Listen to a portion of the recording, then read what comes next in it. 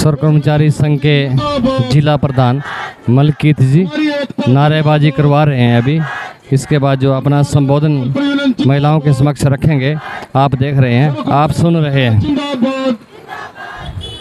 इस रोज कर्मी कमीशन की अध्यक्षता अध्यक्ष मंडल आंगनवाड़ी वर्कर वेलफेयर यूनियन की जिला प्रधान रूपा राणा जी, सचिव बिजनेश जी, राज्य के नेता मधु शर्मा जी, CITU के जिला प्रधान साथी सतपाल सैनी, सचिव साथी जगपाल राणा, सर्व कर्मचारी संघ के स्टेट के नेता हमारे कृष्ण शर्मा जी, इंद्री ब्लॉक के प्रधान साथी नरेश, करनाल ब्लॉक के प्रधान साथी बाग सिंह, रिटायर्ड कर्मचारी संघ से साथी तेलूराम रोशनलाल जी, तमाम वर्कर वेलफेयर, आज 116वां दिन आपकी हड़ताल को हो गया और पूरे प्रदेश के जितने भी कर्मचारी हैं जो सीटों से संबंधित हैं, सर्व कर्मचारी संघ हरियाणा से संबंधित है, सभी इस बात के लिए चिंतित हैं कि सरकार ने जो बेटी बचाओ बेटी पढ़ाओ का नारा देने वाली सरकार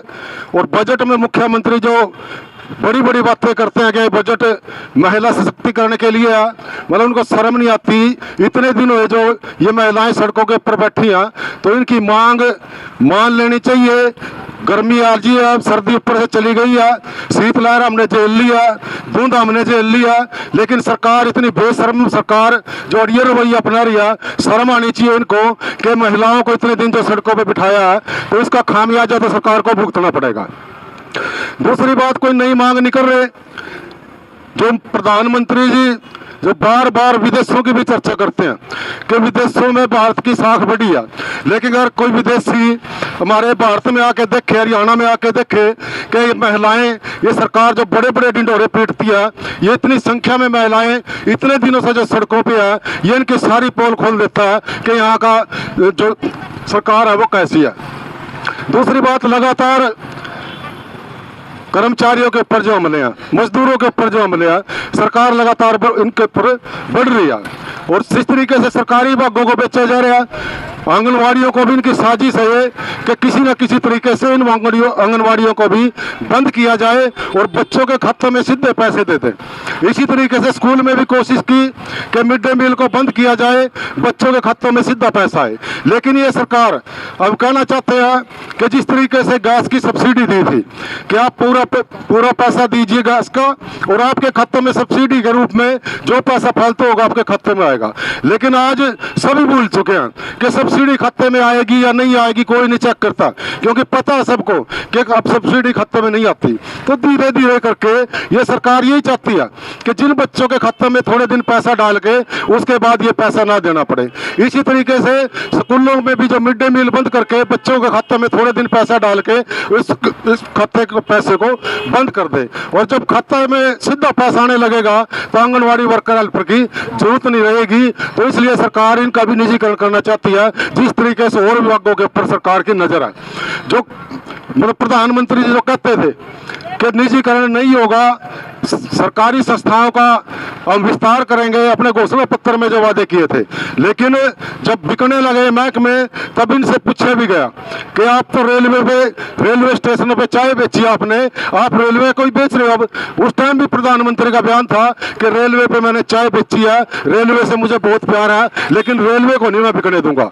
और आज रेलवे स्टेशन बिक रहे हैं, ट्रेनें बिक चुकी हैं। जो अपना रेलवे स्टेशन पर जो टिकट मिलता था, प्लेटफॉर्म टिकट जो 2 रुपए का टिकट होता था, आज आप इन स्टेशनों पे जो जाओगे जो बिक लिए, वहाँ 50 रुपए का टिकट उसका जो प्लेटफॉर्म टिकट है, और दूसरे टिकट भी उनके भी रेट बढ़े हैं। महंगाई लगातार बढ़ रही है और सरकार मतलब जिसकी जिम्मेवारी बनती है कि जनता के टैक्स के पैसे से आप सरकार चलाते हो, जनता के टैक्स का पैसा ही आप वेतन के रूप में देते हो, लेकिन ये तो ऐसा सिस्टम बना दिया इन्होंने जैसे इनके घर से पैसा जा रहा हो और ये किसी को भी ना देना पड़े, अपने घर में बचत करके रखे। लगातार मतलब 2-2 दिन के वेतन के ऊपर भी सरकार की नजर आती है कि ना दिया जाए। और जब जिस तरीके के हालात देश के अंदर होते जा रहे हैं, जिस तरीके का सरकार ये काम कर रही है, आने वाले समय में, आज हम तो बैठे हैं सड़कों पे, लेकिन कुछ दिनों में, कुछ सालों में अगर ये सरकार इन्हीं नीतियों पे चलती रही तो हर आदमी सड़कों के ऊपर होगा। क्योंकि जिस तरीके से पेट्रोल के रेट, गैस के रेट, रसोई के तेल के रेट, हर सामान के रेट जिस तरीके से बढ़ रहे हैं और तनख्वाह लगातार घट रही है।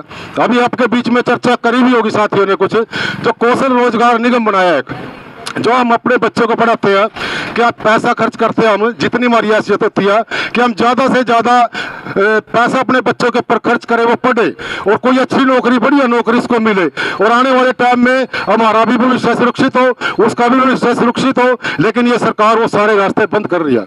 कौशल रोजगार निगम जो इन्होंने बनाया उसके तहत केवल कच्ची भर्ती होगी और उसके अंदर भी ऐसा होगा कि 1 साल के बाद ऑटोमेटिक आपकी जो कौशल रोजगार निगम के तहत नौकरी पे लगेगा, ऑटोमेटिक इसकी नौकरी खत्म होगी, फिर अगले 1 साल दूसरे कर्मचारियों को उसमें लेंगे। मतलब बच्चों के भविष्य के साथ जो खिलवाड़ सरकार कर रही है, जिस तरीके से महंगाई बढ़ रही है, तो आने वाले समय में आप नहीं, इस देश की पूरी जनता को सड़कों पर आना पड़ेगा। हालात ऐसे पैदा होंगे क्या एक दूसरे को आपस में मार काट जैसी स्थितियां होगी, क्योंकि जब पैसा नहीं होगा, भूख लगेगी, भूखमरी बढ़ेगी, तो लोगों का उठना मतलब उचित है भाई सड़कों के ऊपर आएंगे। लेकिन ये सरकार उसका भी इलाज कर रही है, साथ के साथ ऐसे कानून लेके आ रही है कि आने वाले समय में जब ये जनता सड़कों पे होगी, हम इनको कैसे काबू करेंगे। यूएपीए कानून एक बनाया इन्होंने, अनलॉ एक्टिविटी एक्ट, भाई किसी को भी गैर कानूनी उसमें घोषित करके भाई ये कानून के दायरे से बाहर है, ये काम आप गलत कर रहे हो, जेल के अंदर डाल दो। जेल में मतलब जमानत तक का भी प्रावधान नहीं है। इसके साथ संपत्ति की क्षति वसूली कानून बना दिया। अगर आप कहीं पे जाओगे, रैली करोगे, धरना करोगे, वहां कोई तोड़फोड़ होगी तो सारा खर्चा आपसे लिया जाएगा। और वो किस तरीके का होगा, अभी आपने देखे होगा किसान आंदोलन के तहत दिल्ली के अंदर जब ट्रैक्टर मार्च था तो कितनी बसें टूटी हुई, मतलब मीडिया ने दिखाई, अखबारों ने दिखाई कि इन्होंने तोड़फोड़ किया। लेकिन एक भी किसान कोई बस के ऊपर पत्थर मारता नहीं दिखाया गया, कोई डंडा मारता नहीं दिखाया गया। केवल किसानों को बदनाम करने के लिए खुद बसें प्रशासन के द्वारा तोड़ी गई और इन किसानों को बदनाम करने की कोशिश की गई। तो आने वाले टाइम में सरकार यही चाहती है कि जहां भी कोई आंदोलन हो वहां थोड़ी तोड़फोड़ कर दो और सारा खर्चा इनके गल डाल दो, ये अपने आप घर बैठ जाएंगे। मतलब ऐसे हालात देश के बनाते जा रहे हैं। और इस देश की जनता, आप तो रोज आंदोलन में आते हो, इन बातों को सुनते हो, समझते हो, लेकिन आम जनता को अभी तक इन बातों का पता नहीं है। जब उनकी समझ में ये बातें आएंगी, जिस तरीके से किसानों की समझ में आई जब इन्होंने आंदोलन शुरू किया कि निजीकरण जो सरकारी विभागों को सरकार बेच रही है, इसका बहुत बड़ा नुकसान आम जनता को होगा, तो उन्होंने इस मुद्दे को उठाया। आने वाले टाइम में जब जिसके ऊपर मार पड़ती है उसी को समझ में आता है। अभी पहले 28-29 की अभी हमारी हड़ताल थी।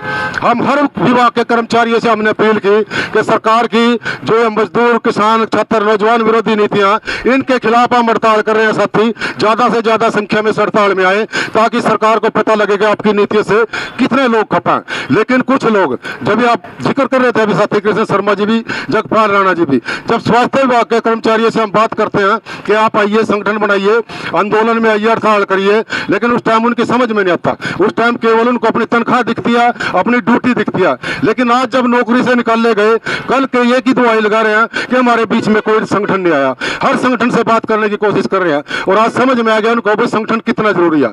आने वाले टाइम में आम जनता को भी समझ में आएगा कि आंगनवाड़ी वर्कर वैसे नहीं बैठे थे, अगर ये आंगनवाड़ियां बंद होगी तो कितना बड़ा नुकसान महिलाओं का और बच्चों का होगा। वो सारी चीजें उनके समझ में आएगी बाद में।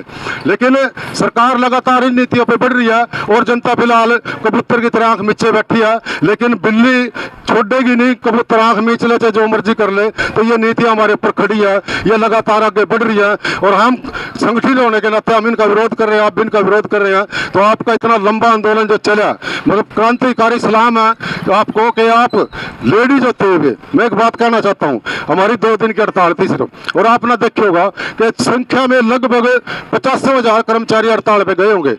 50 नहीं गए होंगे, 25,000 तो जरूर कर्मचारी हड़ताल पे गए होंगे। लेकिन यहाँ आपने देख लिया होगा संख्या कितनी थी हमारी।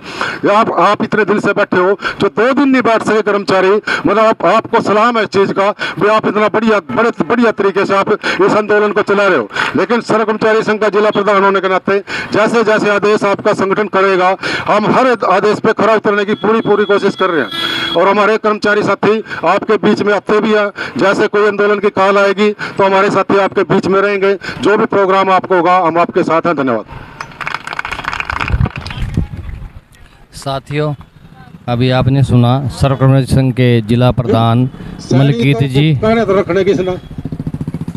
साथियों, KBN न्यूज़ को लाइक करें, सब्सक्राइब करें, शेयर करें। साथी चमन लाल के साथ मैं धर्म सिंह।